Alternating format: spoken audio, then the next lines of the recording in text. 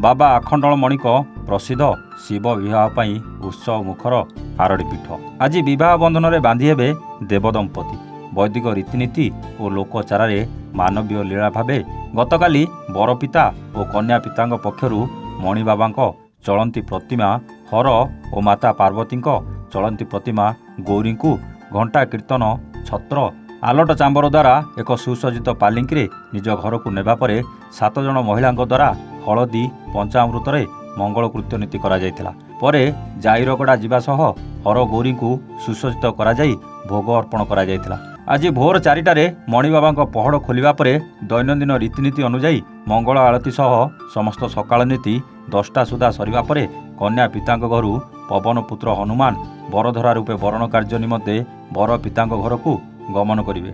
एथिपाई एक शोभायात्रा अनुष्ठित हेबा सह अपराह्न रे मणिबाबा और माता पार्वती राजे राजेश्वरी और राजा राजेश्वरी बेशरे दर्शन देवे भक्तों को।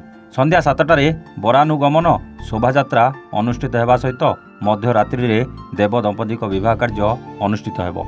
एथिपाई श्रीक्षेत्र पुरी धाम रे साही मेढ़ नृत्य ढेंकानालर दुलदुली वाद्य पश्चिमबंग मेदिनीपुर मयूरचूड़िया वाद्य दलों सह ब्रह्मपुर जोड़ी शंख नृत्य दल राजस्थान अघोरी नृत्य आदि पारंपरिक वाद्य और नृत्य कलाकार माने पीठरे पहुंची जाइछंती। बाजा बाण रोषणी सह लक्षाधिक भक्तों गहण में देव दंपति विवाह उत्सव संपन्न हेबो बोली मंदिरर सेवायत कहते। प्रणव राय सिंह खुशी लगुच प्रभु को निजक धन्य मन कर जो आप देखुं सब माने मेन माने बाबा अखंडलमणि माता पार्वती आज विवाह कार्य केमती कौन पालित हम केते धूमधाम आज शोभा थिला जो बरधरा शोभा हाँ बहुत जनगहली थिला वाद्य समारोह भितर बरधरा कार्य समापन है बहुत आनंदर विषय। सुमित्रा सिंह ये जो बाबा अखंडलमणि की पाई पुओ रूप में आज हूँ विवाहर कार्य केमती बर रूप में आप सज्जित कर करेंगे केमती विधि अनुसार कर बहुत खुशी लगुच बहुत वर्ष है चाहूलु कि सुजोग मिलून एत वर्ष पर सुजोग मिली बहुत खुशी।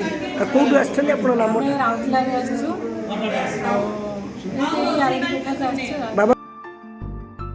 भद्रकरू सुब्रकांत राउतराय रिपोर्ट, ए1 ओडिशा।